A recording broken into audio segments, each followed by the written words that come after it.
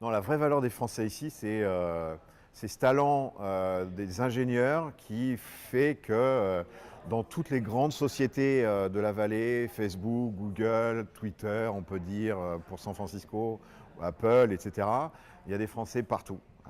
Donc ce sont des gens qui sont spécialisés, qui sont très bons dans leur domaine. Les Américains ont tendance à prier d'être plus généralistes, donc le talent des Français est reconnu, des Russes, enfin de l'école d'ingénieurs soviétique, entre guillemets, a beaucoup de succès. Donc la vraie réussite aujourd'hui des Français dans la vallée, elle est surtout à ce niveau-là, parce que même dans les petites startups, c'est très simple, quand je cherche à atteindre une entreprise que je veux joindre pour certaines raisons, je vais trouver un Français. Et dans la majorité des cas, il va me répondre positivement. Alors j'essaie sur Twitter et différents moyens, mais ils sont généralement assez ouverts. Je vais rencontrer bientôt un général manager de Zynga. Il a fait Central Paris, c'est un Espagnol. Il m'a répondu tout de suite alors qu'il n'a pas tweeté depuis 6 mois. Alors visiblement, il suit son compte Twitter. Donc voilà, ils sont un petit peu partout. Puis il y a même donc également des étrangers, des étudiants étrangers qui ont fait des études en France et qu'on retrouve ici à des postes. Général manager de Zynga, on dit ce qu'on veut de Zynga, mais c'est pas mal. Alors côté entrepreneur, c'est là où ça se complique. Où d'un point de vue général, c'est aussi difficile pour les Français que pour les autres de vraiment réussir à faire éclore une entreprise. Il y a des réussites, mais elles sont vraiment peu nombreuses. Parce que ça reste compliqué pour la majorité des entrepreneurs qui viennent dans la Silicon Valley, il ne faut pas se leurrer. Donc il n'y a pas de cocorico particulier. Je dirais même, en me permettant un petit peu de critique, je pense que les Français ne sont pas vraiment complètement préparés. Ça fait un peu 6 ans que je les vois débarquer, même les plus gros. J'ai vu des Viadeo, des voyages privés, bon, Deezer qui soi-disant arrive. Il serait peut-être temps, hein, le train il est passé, Spotify ça fait 2 ans qu'ils sont là. C'est beaucoup plus compliqué parce que je pense qu'il y a quelque chose qui manque un petit peu dans la capacité des Français à voyager et à se positionner comme des leaders de demain. Il y en a quelques-uns, Bertrand Diard avec Talend, Jean-Baptiste Rudel avec Criteo, mais ce sont des gens très spéciaux, des exceptions on va dire. Globalement pour les Français, c'est comme pour tous les autres, qu'on ne m'accuse pas de bashing, c'est compliqué et on n'est pas meilleur que les autres. Je dirais même qu'on est un peu de ça. Juste un exemple, Y Combinator et 500 Startup sont les incubateurs les plus reconnus de la région, et bon, à une exception peut-être, mais et tu me l'as rappelé d'une société qui est passée il y a 1 an, bon, ils commencent tout juste à arriver dans ces incubateurs. Alors qu'il y a des gens de toutes les nationalités d'Amérique du Sud, d'Afrique, qui ont déjà été sélectionnés. Paul Graham et Dave McClure, qui ne sont pas des idiots et qui savent de quoi ils parlent. Voilà, ils commencent tout juste à arriver à être acceptés dans ce type d'incubateur. Je pense qu'il y a un signe quelque part. Alors, il y a toujours eu des Français qui sont venus, donc moi je parle depuis 6 ans. J'ai vu passer beaucoup de Français qui viennent faire un passage, une semaine, ça a toujours été le cas. Bon, avec l'exposition encore plus grande de la Silicon Valley, où les gens ne comprennent pas trop ce qui se passe depuis Paris, ils passent leur journée sur TechCrunch et pensent comprendre qu'ils peuvent trouver la solution à leurs problèmes. Donc c'est un leurre naturellement, mais bon, beaucoup viennent. Ce que je constate, c'est qu'il y a beaucoup de gens qui viennent, mais avec je dirais, alors des stagiaires. Alors là, les étudiants, là, ils veulent tous venir ici. Bon, alors, il y en a qui viennent même pour des stages d'un mois, mais je croise beaucoup d'étudiants qui viennent. Il y a même des gens ici spécialisés pour l'accueil, trouver, faire le visa, etc. Donc de plus en plus d'étudiants. Donc ça va pas forcément faire plaisir aux partisans du patriotisme national. Mais malheureusement, c'est une réalité. Et typiquement, il y a des écoles d'ingénieurs qui ont commencé ici. Il y a une fusion de jeunes sortant de ces écoles aujourd'hui qui sont un petit peu partout. Et puis malheureusement, et ça c'est pas un bon signe, mais beaucoup de gens qui pensent qu'ils vont trouver une réponse à leurs problèmes. Alors je ne parle pas des entrepreneurs qui ne lèvent pas d'argent en France et qui pensent que c'est plus facile ici. Naturellement non, et surtout ceux qui cherchent un travail. Et là, on est en plein dans le... Concrètement, en toute franchise, je suis contacté avec un peu d'exposition que je peux avoir par mes écrits ou autres, ou mes activités. J'ai une personne qui me contacte par semaine. Ça n'a pas toujours été le cas il y a quelques années. Un job, de l'argent pour leur société, du feedback, essayer de comprendre. C'est le rêve de leur vie. Enfin, la Silicon Valley, ça fait rêver plein de gens, hein. Donc les raisons sont multiples, mais c'est souvent une façon d'essayer d'espérer que l'herbe elle est plus grasse ici. Il y a vraiment un problème de compréhension de ce qu'est la Silicon Valley, parce que voilà, en France en particulier, il y a une utilisation de cette communication qui ne facilite pas la compréhension de ce qu'il est possible de faire ici. Et c'est un peu une boîte un peu mystérieuse. Donc beaucoup de gens viennent voir pour voir ce que c'est véritablement. C'est normal, on est aux États-Unis. Le rêve américain est toujours possible. Et c'est vrai.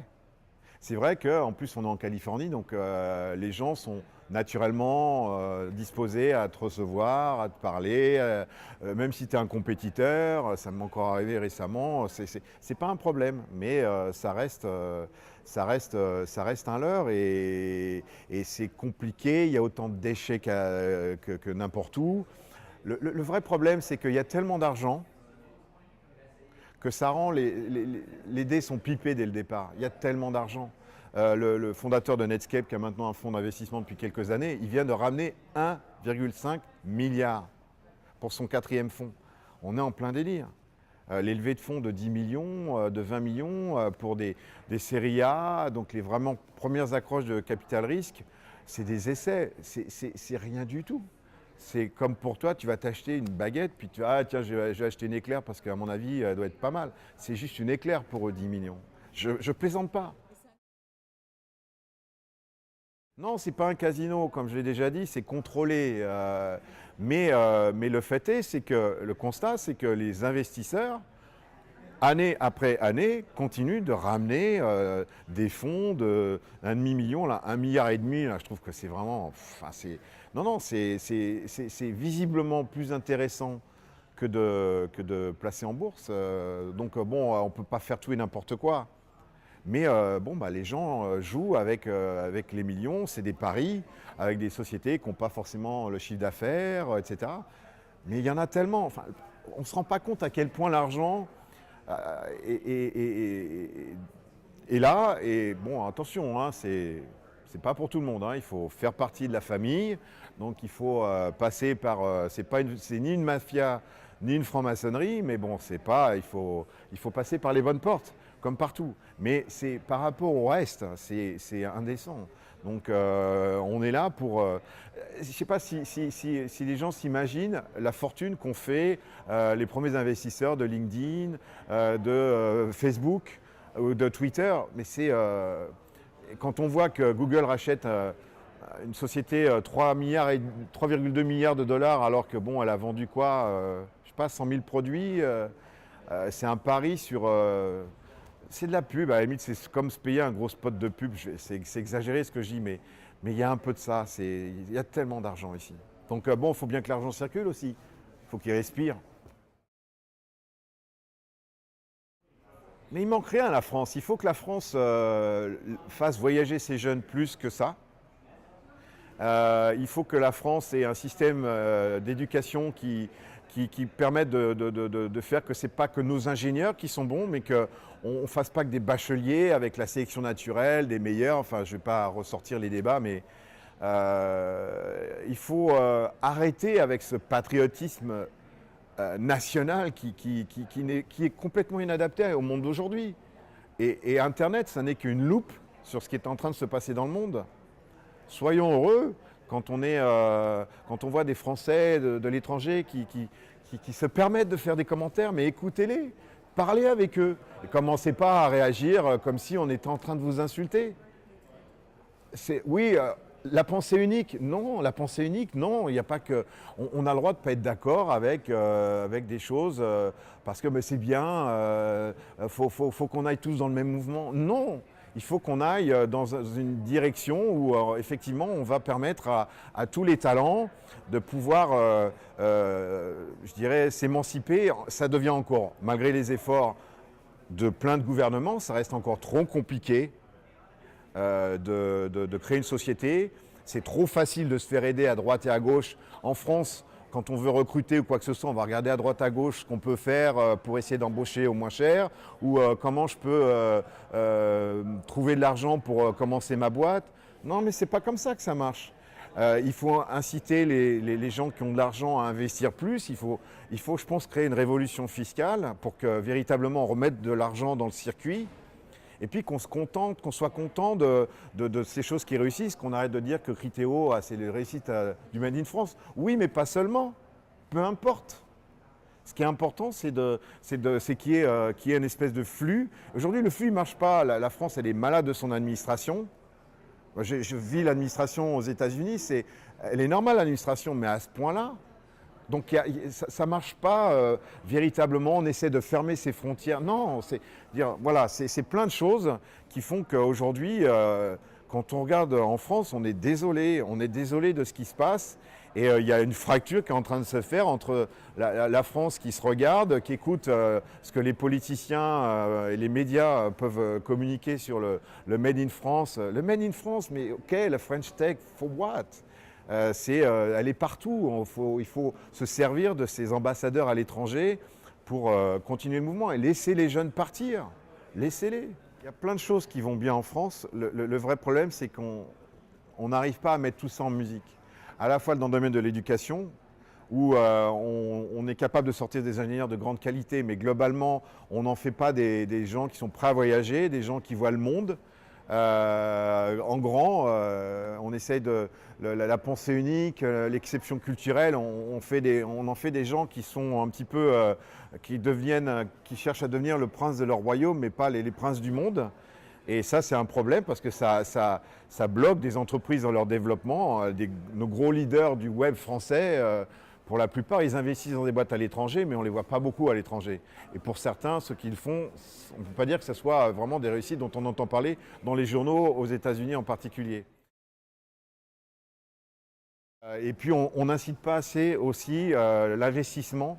Il faut une révolution fiscale pour véritablement encourager les gens à mettre leurs économies. Il y a plein d'argent en France, plein d'argent. Mais les gens n'investissent pas parce qu'ils ne sont pas incités à le faire. C'est des gens qui sont avec l'argent. Il faut fonctionner avec leur mentalité, il faut les inciter. Et aujourd'hui, les incitations fiscales sont trop timides pour faire que les gens qui ont réussi en France vont mettre, à part Xavier Niel, qui est pour moi un des personnes... il faut qu'on lui dise merci tous les jours à tonton Xavier, c'est fantastique ce qu'il fait. Ça reste un cas assez unique. Hein. Ok, je vais te mettre 25 000 €. Non, il va falloir un peu plus que 25 000 € pour véritablement changer un petit peu la donne parce que typiquement, et ça c'est le constat que je fais, je me répète, l'écosystème de la start-up française en général est un petit peu en retrait par rapport à ce qu'elle pourrait faire. C'est mon sentiment.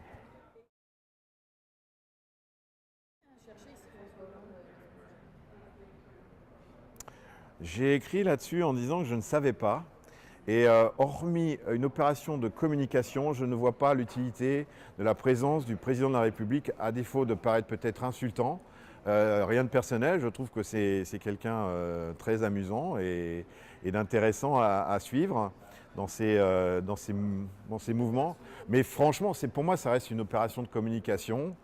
Je ne sais pas, le problème c'est qu'il faut être présent, il faut occuper le terrain. Aujourd'hui, on l'a vu, on occupe le terrain digital d'une façon, Arnaud Montebourg qui bloque ce qui aurait été une fantastique opération de rachat de Dailymotion et une épine dans le pied en moins pour Orange. Bon, ça reste l'officialisation d'un hub. On ne sait même pas comment il va s'appeler.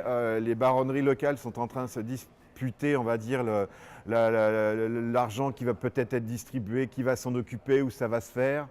Non, c'est fait à la va-vite, un petit peu comme beaucoup de communication dans le domaine du digital. Ça me permet de parler de ce domaine où je vois un petit peu les choses et j'ai un peu mon point de vue. Non, j'y vois que de la communication, voilà. Mais autrement, ça va rien changer ici, hein. Ça fait à longueur de semaine, on tape sur la tête des boîtes américaines, des sociétés de la Silicon Valley, la ministre de la Culture, on veut museler le ministre de l'Intérieur qui veut museler Twitter, la ministre de la Culture qui n'arrête pas de taper sur Amazon, taxer Google. Je ne sais pas si c'est correct d'être vulgaire lorsqu'on est interviewé, mais nous sommes un petit peu des emmerdeurs.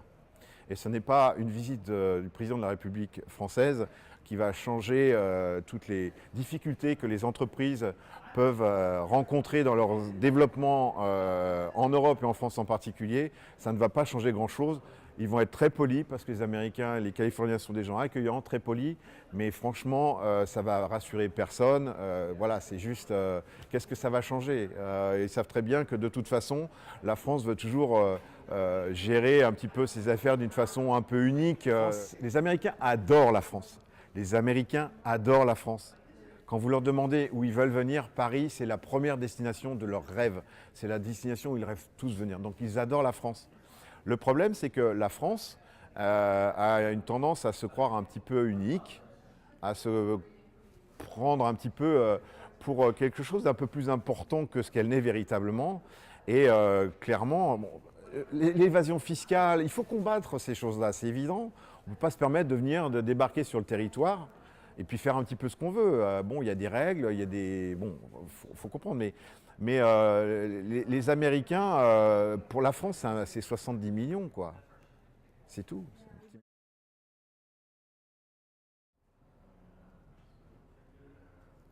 Je ne sais pas ce que je pourrais dire à François Hollande si j'avais en face de moi.